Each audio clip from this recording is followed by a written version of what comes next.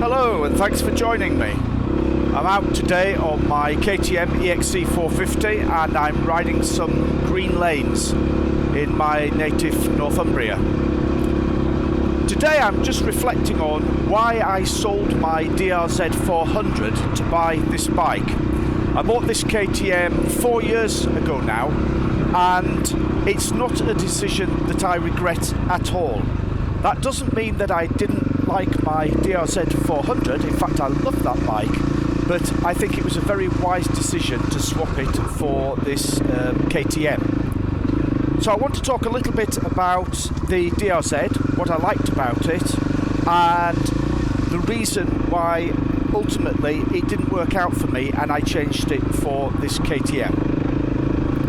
First of all, I want to talk about all of the things which I really loved about the DRZ. First of all, it's a very reliable bike. I had my DRZ for around 4 years and I bought it second hand for only £1,500, and that included with 2 sets of wheels. So it was actually the Supermoto version that I bought with the Supermoto road wheels, but I also got with the bike a set of off-road wheels, which I then put knobbly tyres on, and I used to use the bike during the week for commuting into the city, and then at the weekends I would swap the wheels over and use the bike for green laning.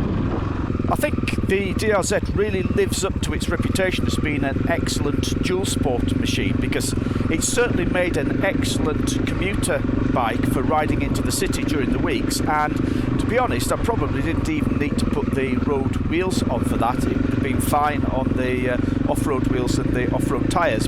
So the things that really stand out about the good points about the DRZ is that it was very low maintenance, certainly in comparison to the KTM that I'm riding right now.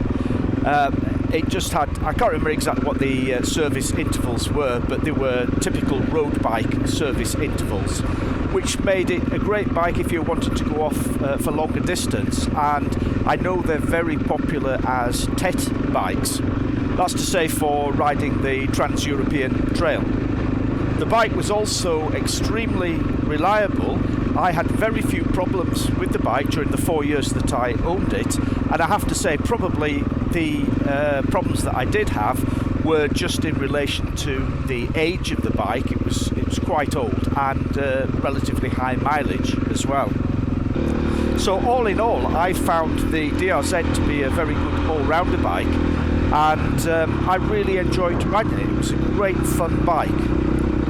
But, and you knew this was coming, of course, the negatives. Why did I sell it?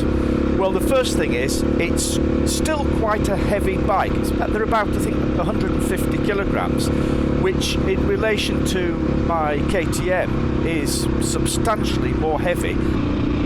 I really noticed the difference in weight and the impact that that had on my riding, which I'll talk about more in a moment, when I swapped the KTM.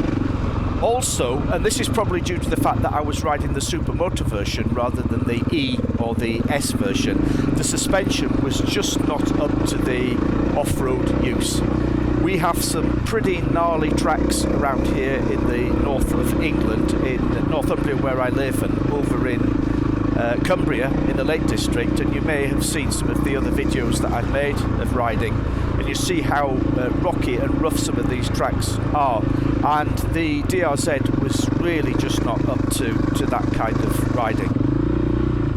Also, ultimately, I found that the DRZ, even though it was a fun machine for commuting, it just lacked the power of a road bike that I was used to with riding bigger bikes.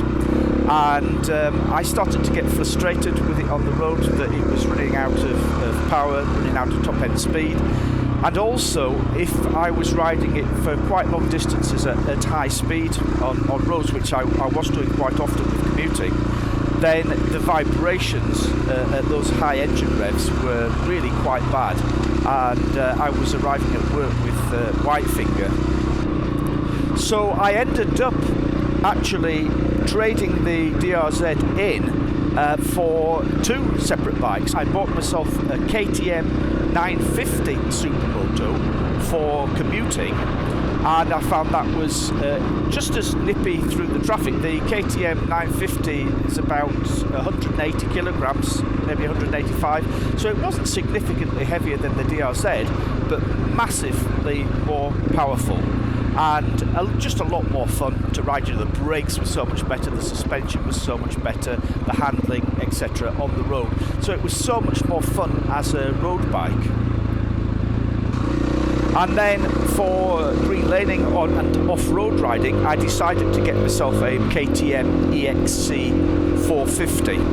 This KTM is definitely a more dedicated machine, and I only really use it for off-road riding or green laning. I don't do a lot of road miles on it, and I just keep knobbly tyres on the bike all the time.